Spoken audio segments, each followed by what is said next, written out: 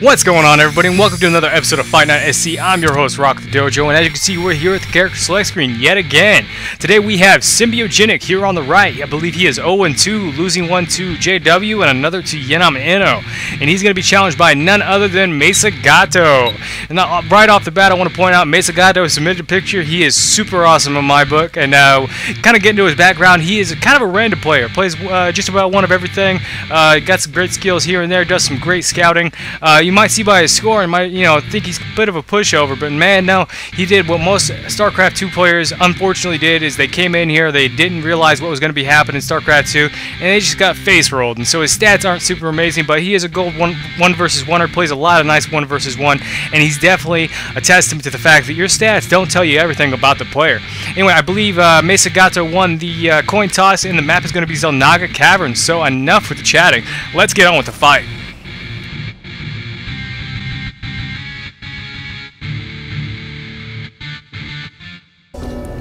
Alright, let's get this first fight underway. We have Symbiogenic here, spawning on the bottom left of Xel'Naga Caverns as the green Protoss. And up here in the top right we have Mesageto spawning as the yellow Protoss. Something about Chinese. Don't know what Mesageto was talking about there. I messed up recording this video once. I got like a minute in, and I realized I just didn't know the origin of Mesageto's name. And I always thought it was Spanish for like table cat or something like that, because it's Mesageto, but it's an E instead of an A if that was going to be gato. And everybody knows gato, that's cat. But yes, definitely confused by Mesageto's name. I'm gonna have to confirm exactly what his name is there. Nice little move from Symbiogenic. That's pretty much a standard. This is what you want to do, man. You want to scout. 1 versus 1 scouting is so very important. So Symbiogenic, bam, grabbing his first pylon and sending out a scout. And Mesageto doing the exact same thing. So bam, pylon, and he's gone. I like Symbiogenic's already got his stuff queued here. I don't really know why Mesageto went down there. I'm actually going to assume, I couldn't remember who picked the map. I think it was Symbiogenic now that Mesageto is going down here looking for a spawn position. I don't know, maybe he's looking for a good place for a proxy pylon, I don't know. I actually wanted to get into the rules of Fight Night SC. I find myself that I'm not explaining it enough, and people are coming to the channel and getting in on the action or talking with me and stuff like that, and they don't know exactly what's going on here. So it's a best of 3, and I'm actually refereeing this match, so I can pause the match at any moment and stuff like that, and I can end the match if the match goes on too long. And so I've seen this before, obviously, but getting into the back of the rules. Basically, Mesageto challenged Symbiogenic, and Symbiogenic was a character I already had on here. I think he played versus JW and Xel'Naga, but losing both matches in, what is it? I think I got one with Nefarious that I haven't casted yet, so I don't want to give that away quite yet. Anyways, so Mesageto said, hey, I want to play Symbiogenic. And so, like, if you wanted to challenge either one of these guys, winner or loser, you can send me a message or leave me a comment in there in the comment section saying, hey, I want to take on Symbiogenic, and then you can send me a message, with your character code. This is for North America only, too. Anyway, send me your character code and get on here and get on the action. One of my few incentives, I think Mesageto talks about it here in a little bit. He's been really big on this and keeps talking about the T-shirt. Is if you can do beat 5 people in a row. So a basic old school gaming killing spree. So I'll even do probably a cool animation and all that stuff saying killing spree and all that stuff for when you actually pull that off. And the prize will be a t-shirt from Jinx.com. They have really cool Protoss and Zerg and all that stuff. They have really cool t-shirts for your factions or your races, and I'll buy you one of those as the reward for doing an in-game killing spree. Eventually I'd like to get into doing other incentives, like maybe go bug some people at a trophy store about whether they actually have a guy sitting at a computer for a trophy or something like that. And pretty funny what's going on here.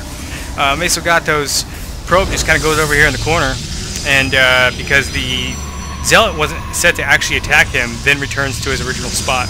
And Mesageto pinning his probe in here. I don't really get, well, I don't know. His probe's basically like, don't hit me, don't hit me. I've got to remember this move for when I'm playing Protoss, though. That'd be a really cool way to get a probe inside the base and, you know, protect him. So, see, he put up the pylon, let it get partially built, and then killed it. Like I think I already pointed out the proxy pylon here. Good stuff. Both these guys looking to use those warp gate units and use that warp gate technology. And because of that cool little pylon that just went down, Mesageto is throwing down a forge. This absolutely cracked me up. I think it ended up being kind of one of my favorite moves in the whole thing. Mesageto talks about it later. Is he didn't know. He didn't mean to do this. This wasn't his plan. He's like, oh, I'm going to cannon rush Symbiogenic, and it could be considered cheesy.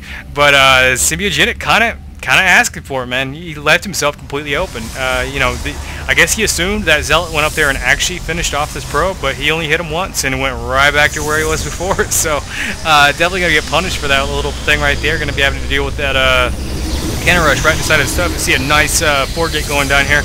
I've commented before that Symbiogenic very well practiced at this 4-gate, very organized on it. Definitely great at his time. He pushes, you know, he's pushing out a great time here. Actually, gonna fast forward. Like I've said before, I don't want to fit you know, a big long macro fest into three videos if there's only like half a video worth of action in it. I want to see, you know, gotta keep it fundamentally entertaining, you know. And even though the stats of these two guys, like, it kind of pointed out before, you know, Mesageto not having the most crazy, amazing stats, but he's actually been one of my longest running friends. Not necessarily that I play with him a lot, but he's been one of my longest running friends on, hitting both towers before he goes up, just to make sure there's nothing funny going around, or proxy pylons, or something coming from behind. He'll be warping in 2 more zealots, but Mesageto, one of my, you know, older standing friends in this game. But I never really played with him a whole lot. But he did the same thing I did. He came out and he just played. I skipped my practice matches and just totally thrashed my record. And so, you know, I probably should be quite a bit higher ranked in my stuff. Good little fight going on here. Like to be seeing some force fields or something like that. Some interaction between somebody here. It didn't look like Symbiogenic was ready for a fight to happen right there. Zealot's coming in here, just taking out that Sentry. Sentry really should throw down, you know, at least a Guardian Shield or something like that. And not the most impressive micro from these guys right now. I think Symbiogenic kind of having an issue here, leaving his Stalkers and his Sentry's just kind of sitting here. He really should be pushing up because he's getting distracted right now. He's like, holy crap, there's cannons in my base. I'm trying to figure out if something actually attacked the probes here. Is that why they were over here? You see Mesageto warping in some units here. Had some lag go on, by the way. That's what that is for.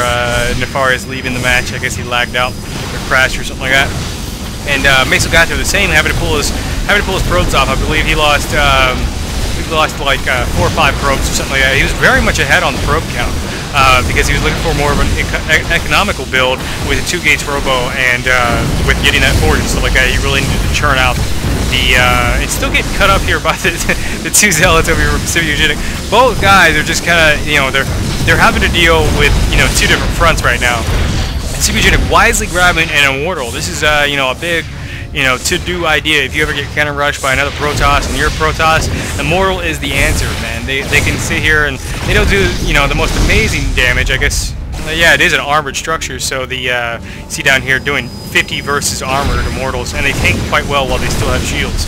And so if you properly micro some Immortals, you can end this photon cannon rush before it gets too bad. Typically, what I do is if I get cannon rushed, I'll take out their guys, and you know, if I'm Zerg and I get cannon rushed, I go and throw a bunch of Zerglings into their supply and kill all their money. That's kind of the way you want to go. But if you're dealing with an upfront cannon rush that actually blocks off your ramp and stuff like that, just kind of bide your time and get your units back and kind of build up and get ready for it. And come at them with the Immortals. Come out with the Immortals in the front, or maybe in the back if you want to do more damage. You might work with it a couple of different ways. Like I've said before, I don't play a ton of Protoss, but the Immortal is the answer for that, really. I'm just kind of sitting around. What do you got going on here, guys? I'm going to speed it up, too. Nothing too amazing going to go on here. Some great micro. This is really where they really get the micro going, because they're not looking at 2 bases now. They're just looking at this 1 base. You know, all eyes are on Mesageto here coming in and killing these probes and using that warp technology to his greatest advantage. Symbiogenic, knowing that it's kind of a lost battle down there at that base, going to be coming up here trying to grab a nice expansion here. You have a probe just hanging out like, hey, is there anything going on over here? And he's just, you know, moments away from Symbiogenic's probe. But yeah, nice effort from Symbiogenic here, but he's still falling to the cannons. Probably need more cannons in this mixture, but at this point he's he's probably wanting to get some more units to deal with the possibility that his base might get attacked too. We see 2 zealots coming in here trying to clean up this mess, but Mesageto not paying attention. There we go. Mesageto, taking out those zealots right quick. Gonna be coming down here with a full force, and it was good that he got him up there instead of warping him in down here, because he probably would have just lost a whole bunch of probes to that. Great move by Symbiogenic, but I think Mesageto got kind of lucky there. And Mesageto had a observer that spotted this. I didn't really point out as it happened. He was trying to speed it up here. And Symbiogenic rage quitting, not really raging, but kind of having fun with it. Like, and here Mesageto pointed out he wasn't planning on it, but you know what? Symbiogenic was asking for it. I think Symbiogenic definitely deserved that cannon rush. That was, I hate to wish a cannon rush on anybody, but that one was pretty much deserved. Anyway, pretty much a GG from both players. They didn't really say GG to each other, but good game nonetheless. I actually loved that. I loved that match. It was great. It was nice and action-packed and stuff like that. Definitely one of those kind of practice matches that are really going to help you develop your game, because you want to get used to dealing with stuff down here and up in your base and in two or three places at once. And that's the stuff that's really going to step you up in skill level. Anyway, that's it for the first fight. I don't actually know what the next map's going to be, but I'll see you at the next fight.